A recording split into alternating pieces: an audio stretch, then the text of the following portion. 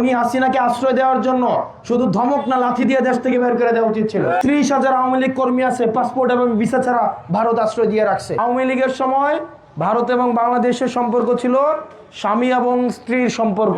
এই ভারতের যে সন্ত্রাসগুলো কদিন পরে পরে আমাদের দেশে ছেড়ে দেয়। ভারতের সাথে আমাদের সম্পর্ক হবে ন্যায্যতার ভিত্তিতে।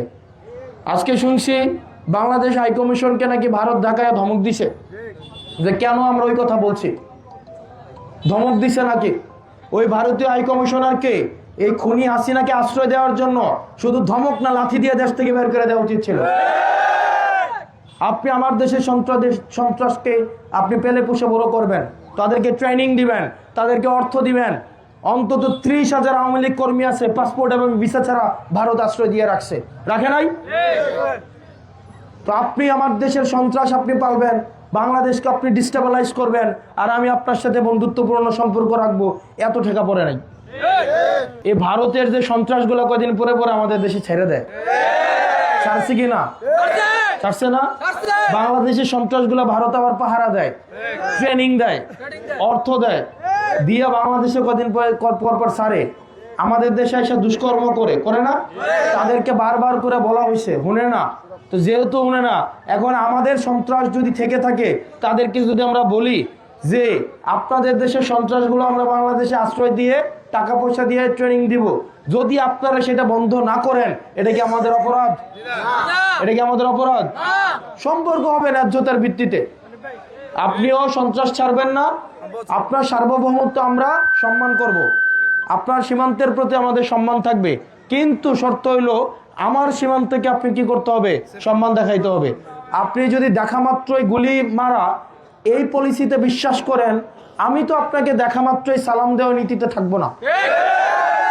আপনি যদি আমাকে দেখা মাত্রই গুলি করার নীতিতে থাকেন, আমিও আপনাকে গুলি না করতে পারি, অন্তত ঢিল ছুঁড়ে সেই প্রতিবাদ জানাবো কিনা? এবার দেখেন, আমাদেরকে নাটক, সিনেমা, কালচারালি বাসায় বাসায় ডিসেন্টিনা ঢুকায়া, এই ভারতীয় সংস্কৃতি ঢুকায়া আমাদেরকে এটা বুঝাইছে যে আমাদেরকে ভারতের উপরে সবসময় নির্ভর হয়ে থাকতে হবে। বুঝায় নাই? ইন্ডিয়া নামে একটা ঠাকুর আছে, এটা বেজার হবে বলে আমাদের দেশের অনেক রাজনীতিবিদ মুখে তালা দিয়ে রাখে। আমরা কি আর তালা দিয়ে রাখবো?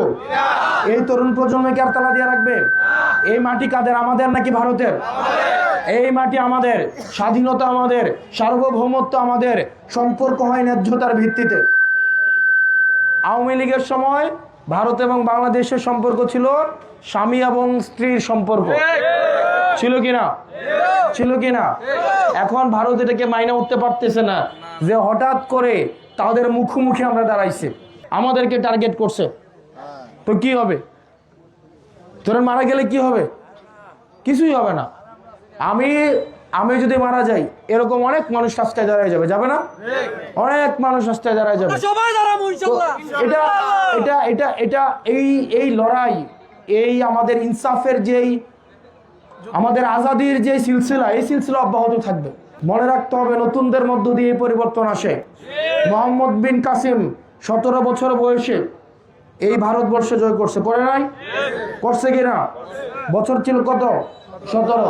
কত ছিল? মুরব্বী যারা আছে তাদের চিন্তা পশ্চাৎপদ, তারা হচ্ছে সবসময় দায়বদ্ধতার জায়গা থেকে ভাবে তাদের অনেক লাইবিলিটি আছে কিনা? আছে কিনা? আর আমরা হচ্ছে কি মরে যাব, শেষ।